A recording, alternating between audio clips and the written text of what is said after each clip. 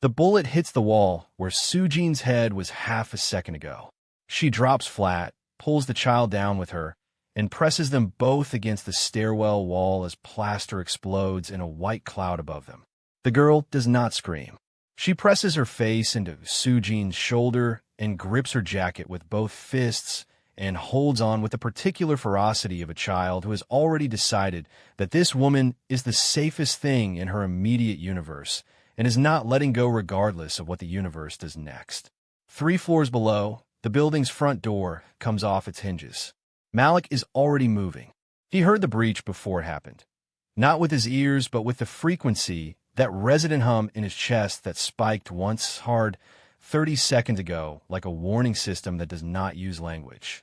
He had looked at Sujin across the small apartment, and she had looked back, and they had both understood simultaneously and without words that the 2 hours Marcus had estimated had been optimistic. They had 40 seconds. They used 30 of them getting the mother and the child out of the apartment and into the stairwell. Now they have 10. 8. He takes the stairs 3 at a time going down, passing the second-floor landing as the ground floor door buckles inward below him. Passing the first floor as boots hit the building's entrance hall, the sound of tactical entry filling the stairwell with the particular organized violence of people who have done this before and have equipment designed specifically for this purpose. He stops on the first-floor landing. There are 4 of them coming up. He can hear the weight distribution, the spacing, the rhythm of a unit that trains together. He has none of that. He has the element of surprise and a stairwell that gives the ascending party a significant disadvantage and approximately 3 seconds before those advantages expire. He uses all 3. The first operative rounds the landing, and Malik is already there, inside the reach of the weapon, one hand redirecting the barrel upward as it fires into the ceiling, the other driving an elbow into the junction of neck and shoulder with the precise force of someone who has been in enough enclosed spaces to know exactly how much is enough. The operative goes down. The second is half a second behind, too close to bring the weapon to bear, which is the disadvantage of stairwell formations that the people who designed them accepted as a necessary cost. Malik uses the half second. The second operative joins the first on the landing floor. The third and fourth stop. A beat of silence in the stairwell that is the silence of a recalculation happening at speed. Then Malik's earpiece crackles. Marcus from the street. There are 2 more coming around the back, Marcus says. Amara has eyes on them. And there is a vehicle on the corner that was not there 6 minutes ago. How many in the vehicle? Malik says. A pause that is half a second too long. Unknown, Marcus says. Malik looks up the stairwell. Somewhere above him, Sujin is pressed against a wall with a child who is holding on with both fists and a mother who does not know what her daughter is or why strangers have come to collect her in the gray Prague morning and why other strangers have come to take her instead. He makes a decision. Up, he says into the earpiece. Everyone up. Roof. That is the wrong direction, Marcus says. I know, Malik says. Do it anyway. He goes back up the stairs at the same speed he came down them. On the second-floor landing, he passes Dr. Chun, pressed against the wall with her hands flat against the plaster and an expression on her face that is the first genuinely uncontrolled expression he has seen from her. Not fear exactly, but its more sophisticated cousin, the expression of someone who has built elaborate systems to avoid situations like this one and is now standing inside one regardless. You said we had 2 hours, he says without stopping. I was wrong, she says, pushing off the wall and following him up. About which part, he says. She does not answer. He does not have time to make her. 3rd floor. The apartment door is open. The mother, her name is Zara. She told them that much before the breach, Zara, mid-30s, a teacher, a person with an ordinary life that stopped being ordinary at midnight last night, is standing in the apartment doorway with the look of someone who opened a door this morning expecting answers and received instead a situation that has exceeded every framework she has for processing situations. Where is Sujin? Malik says. Zara points up. He goes up. 4th floor landing. Sujin is there with the girl, who has graduated from gripping Sujin's jacket to gripping her hand, small fingers wrapped around larger ones with a completeness that suggests she has found her frequency and is not letting it go. The girl's name is Lena. She is 4 years old. She has been awake since midnight, and she has not cried once, and her eyes, dark and very still, track Malik as he arrives on the landing with a recognition that has no business being on the face of a child who has never met him. She says his name, not loudly, not with surprise, simply as a statement of identification, the way you say the name of something you have been expecting. Malik, she says. He stops. Sujin looks at him over Lena's head with an expression that confirms she heard it and has been sitting with it for the 30 seconds since it happened and has not arrived at an explanation. He crouches down to Lena's eye level. How do you know my name? He asks.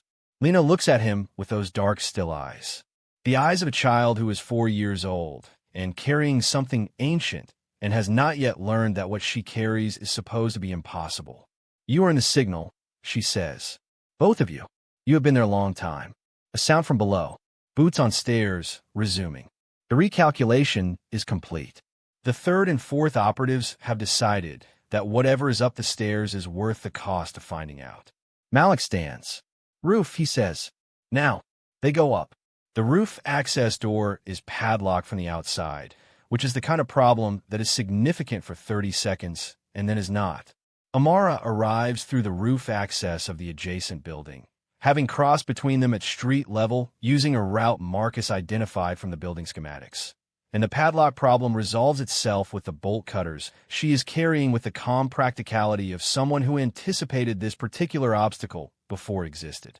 The roof is flat and wide and cold, and the dawn is arriving properly now. The sky above Prague shifting from gray to a pale, uncertain blue, the city visible in every direction, the Vltava dark and silver to the west, smoke still rising from the bridge district in a thin column that bends in the wind before dispersing into the ordinary air of a city that is still deciding what last night was. Marcus is at the roof edge, looking down at the street with a small scope. 2 vehicles now, he says. The second arrived 90 seconds ago. They are not architect operatives. Malik looks at him. What do you mean they're not architect operatives? I mean, Marcus says carefully that the tactical signatures are different. Different vehicle type. Different entry formation. Different everything. He pauses, the particular pause of someone whose data is telling him something his framework does not yet have a category for. Whoever is in the second vehicle, they followed the architect's team here. They did not come independently. Dr. Chun, Sujin says. Everyone looks at Dr. Chun. Dr. Chun is looking at the second vehicle visible below with an expression that has moved beyond the uncontrolled fear of the stairwell and arrived somewhere more specific, more personal. The expression of someone seeing something they have known was coming for a very long time and have spent that entire time hoping it would not come yet. The secondary observer, she says quietly. They are not waiting anymore. You said they sent a message, Malik says. You said the signal on the architect screen was a message to us, not a threat. It was, she says. She looks at him. But a message and a move are not the same thing. They sent the message to tell you they exist. They sent the team to tell you they are serious. Amara is already scanning the roofline, her eyes moving in the systematic pattern of someone who has been trained to find the thing that does not belong before it finds her. Are they hostile, she asks, or are they here to collect? Dr. Chen hesitates. That hesitation is its own answer. Amara unslings the weapon from her back with the quiet efficiency of someone who has made a decision and is implementing it without drama. Then we do not wait to find out, she says. Lena tugs on Sujin's hand. Just once. The small, deliberate tug of a child who needs attention and knows how to ask for it without asking. Sujin looks down at her. The bad ones are coming up, Lena says. The other ones are waiting. But the waiting ones are not bad. How do you know that? Sujin asks. She asks it gently, the way you ask a question when the answer is going to matter enormously and you do not want to frighten it away with urgency. Their signal is different, Lena says.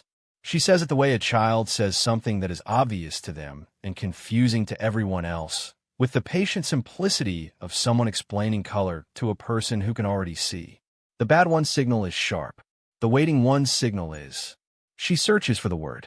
The earnest concentration of a 4-year-old doing something genuinely difficult, reaching for language that does not quite exist yet for what she is trying to describe. Old, she says finally. Like the walls. Like the foundation, Marcus says softly. He says it almost to himself, standing at the roof edge with his scope in one hand and his tablet in the other. A man who has been reconstructing a hidden architecture from leaked documents for 18 months and is now standing on a rooftop in Prague watching it reveal itself in real time through the vocabulary of a 4-year-old. Sujin looks up at Malik. She can hear them, Sujin says. She can distinguish them. She is not just a node, she is a receiver. The roof access door shutters. The operatives from the stairwell have reached it. The padlock is gone, and all that is between them and the roof is a door and whatever time is left before they decide to open it, which is not much.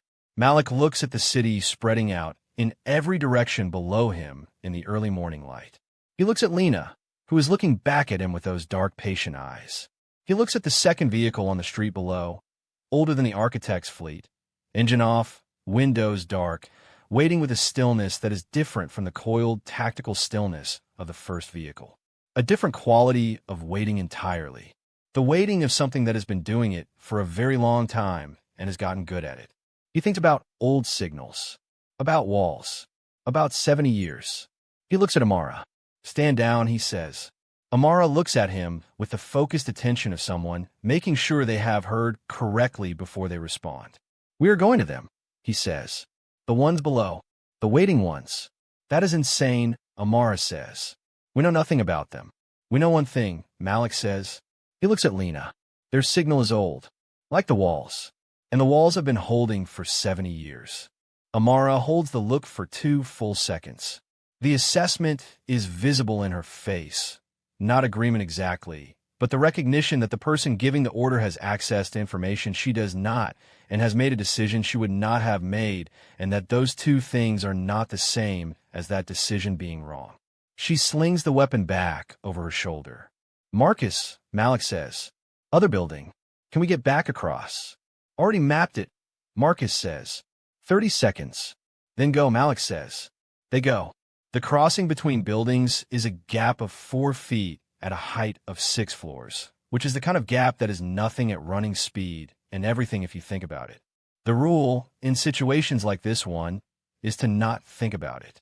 Marcus goes first because he mapped it, and momentum requires the mapper to commit first. And he crosses with his eyes forward and his tablet clutched to his chest, and the particular graceless determination of a man who is not built for rooftop crossings and is doing one anyway, because the alternative is worse. Amara goes second with Lena on her back, the girl's arms around her neck, small hands clasped at Amara's collarbone. Lena does not close her eyes. She watches the gap pass beneath them with the calm attention of a child for whom the extraordinary has become, in the space of a single morning, simply the texture of what is happening. Zara goes third. She stands at the edge for exactly 1 second. 1 second of looking down at the gap and the 6 floors below it and the wet Prague street at the bottom. And then she crosses, her eyes fixed on the rooftop ahead and not on anything between here and there. Her jaw carrying the compressed set of a woman who has decided that whatever this requires, she is not leaving her daughter's side. And that is the end of the conversation she is having with herself. Dr. Chin goes fourth. Sujin fifth. Malik goes last. As his feet leave the edge of the first roof, the access door behind him opens, and a figure emerges onto the rooftop and raises a weapon, and the shot goes wide. The sound of it flat and sharp in the open morning air, and Malik lands on the other side, and the 4-foot gap between buildings becomes a barrier that would require equipment to cross, and that equipment is not on this rooftop. The operative stands at the edge of the first roof. Malik stands at the edge of the second.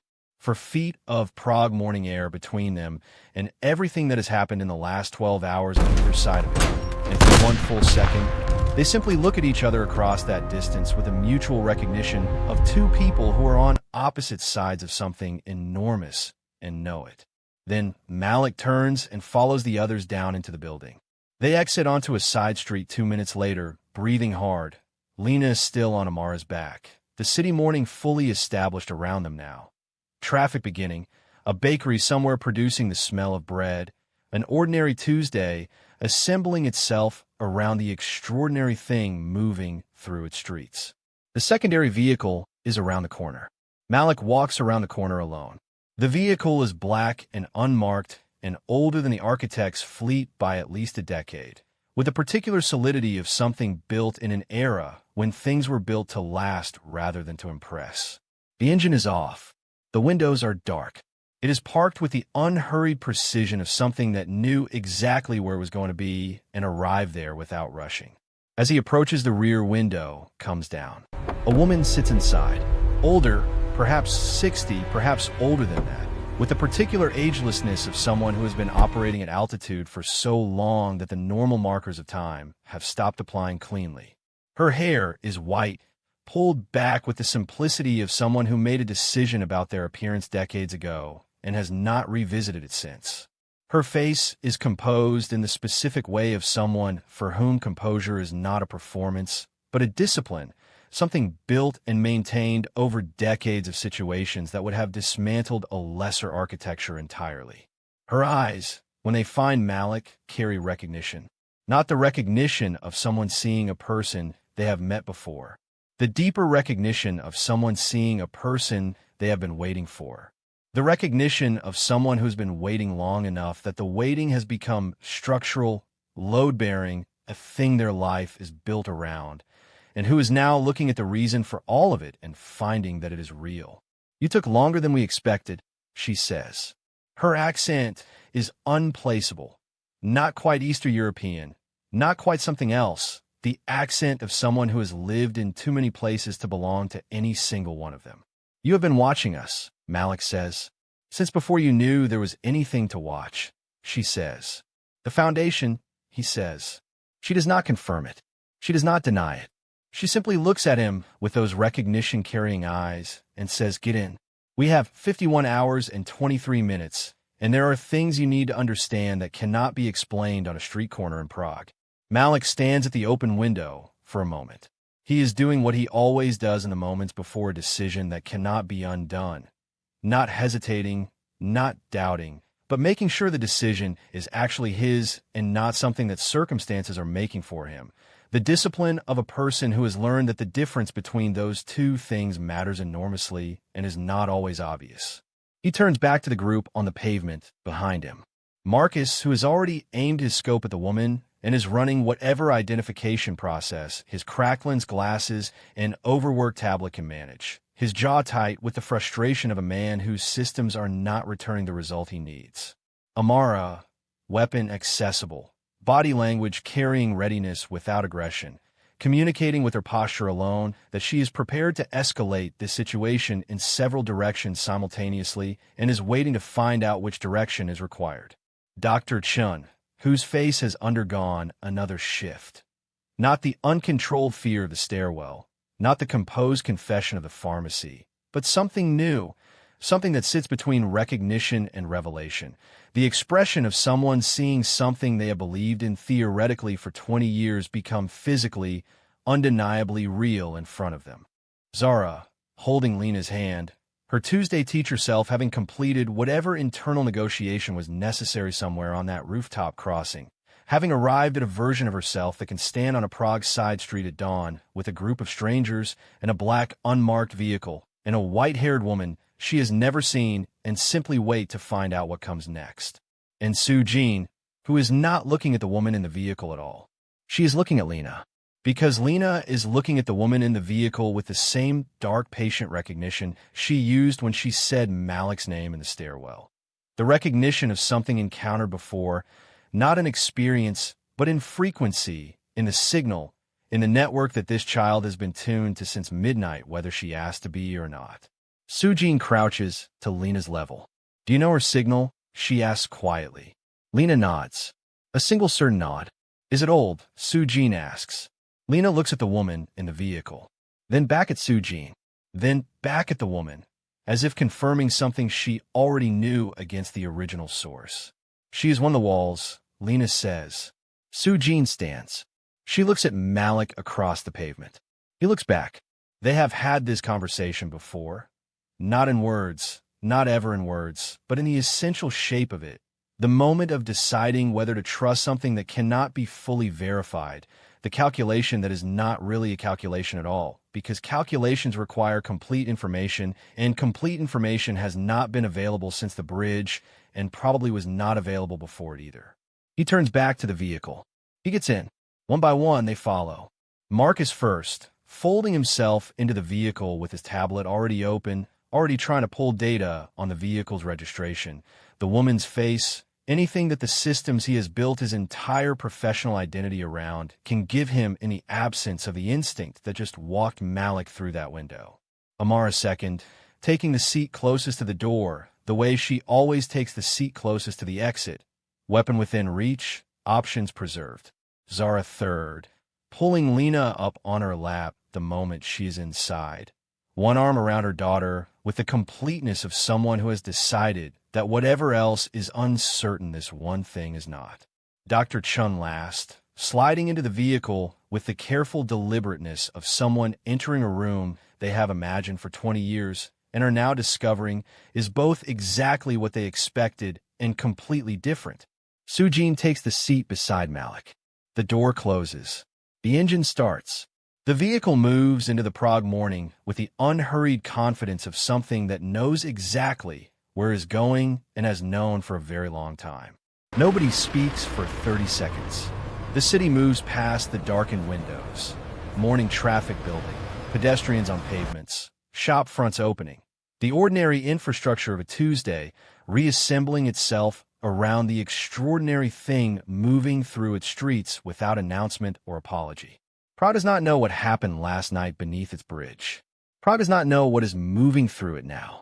Prague is making bread and opening shutters and hailing taxis and being entirely, mercifully unaware. The white-haired woman speaks without turning from the front of the vehicle. Her name is Vera, she says. Not an introduction exactly. More a concession, a minimum offering of information to people who are owed more than a minimum but must begin somewhere. Vera, Malik says, and the foundation. And the foundation, she confirms. I have been its custodian for 31 years. Before me, there was another. Before her, another. The custodianship does not end. It transfers. How many people know it exists? Marcus asks. He asks it the way he asks everything. Directly, without preamble, the question stripped to its load-bearing structure. Fewer than you would hope, Vera says. More than we would prefer. It has been a difficult balance to maintain for 70 years. You have been maintaining it alone, Sujin says. Not alone, Vera says, but with insufficient anchor. The pairs before you held sections of the network, sustained them, kept them coherent. As each pair burned out, those sections went dark. We lost the first pair in 1971, the second in 1989, the third in 2003. She pauses. The fourth pair burned out 14 months ago.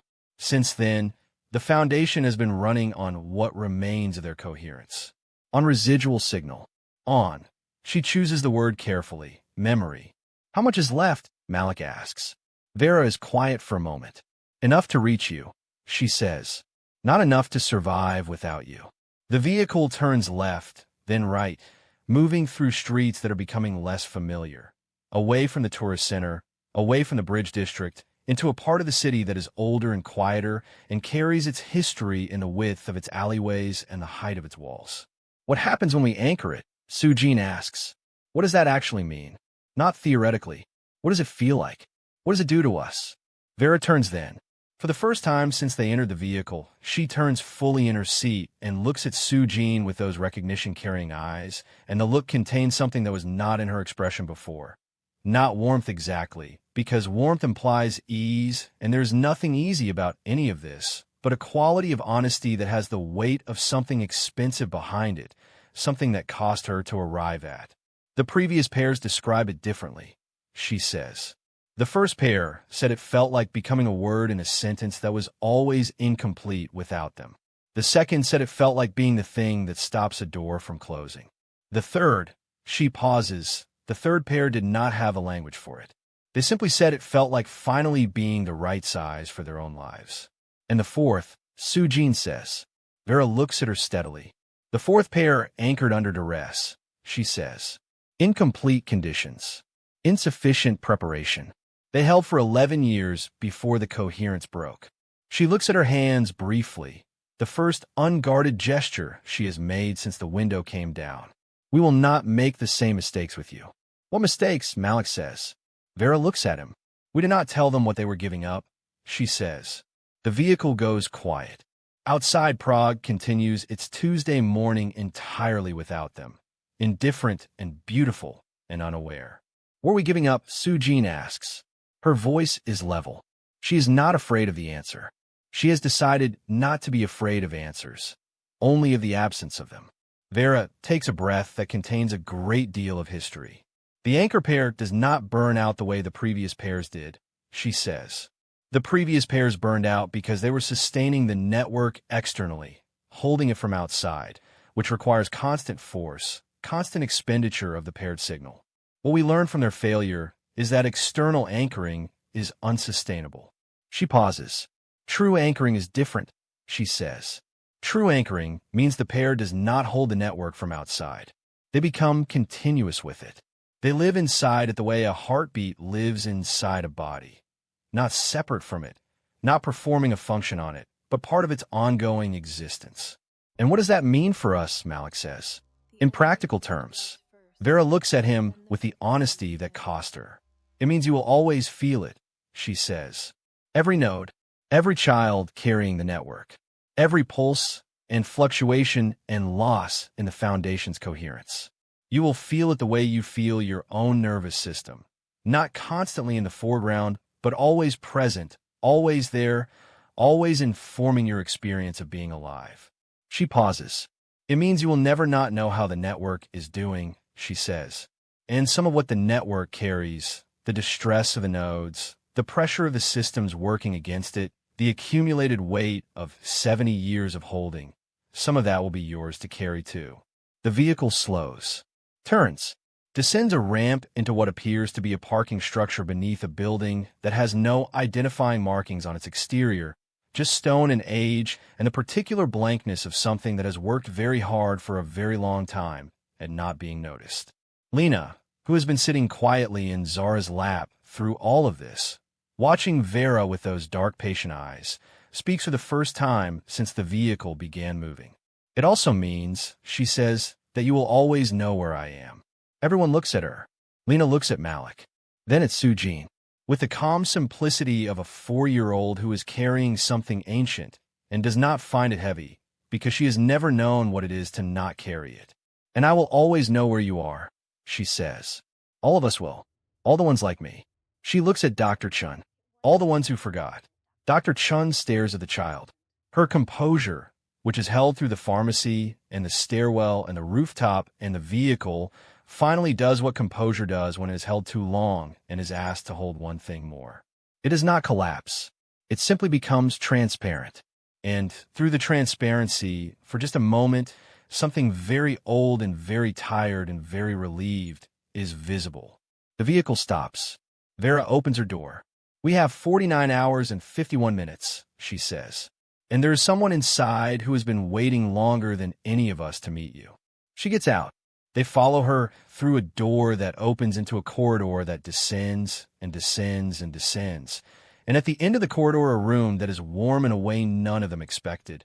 Warm with the particular warmth of a space that has been inhabited and cared for over a very long time. Warm with the accumulated presence of people who believed in something when believing was difficult and kept believing until the thing they believed and became real. At the center of the room, connected to nothing, requiring nothing, simply present, a terminal. Old, the kind of hardware that belongs to a different era of computing, maintained and operational through decades of careful hands. On its screen, one line of text. Anchor pair located. It's down to 33. Foundation coherence, 31%. We're almost out of time. Countdown, 49 hours, What did the 51 pulse minutes, and 3 seconds. Malik looks at the screen. Sujin looks at the screen. Then they look at each other.